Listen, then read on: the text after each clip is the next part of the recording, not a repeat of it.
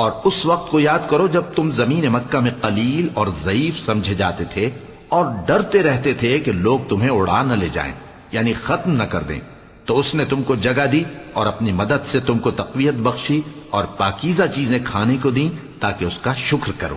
اے ایمان والو، نہ تو اللہ اور رسول سے خیانت کرو اور نہ اپنی امانتوں میں خیانت کرو، اور تم ان باتوں کو جانتے ہو، اور جان رکھو کہ تمہارا مال اور اولاد بڑی آزمائش ہے، اور یہ کہ اللہ کے پاس نیکیوں کا بڑا ثواب ہے۔ مومنو، اگر تم اللہ سے ڈرو گے تو وہ تمہارے لیے حق و باطل کا فرق ظاہر کر دے گا اور تمہارے گناہ مٹا دے گا اور تمہیں بخش دے گا، اور اللہ بڑے فضل والا ہے۔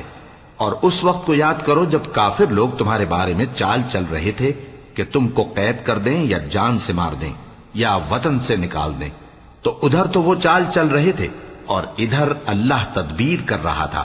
اور اللہ بہترین تدبیر کرنے والا ہے۔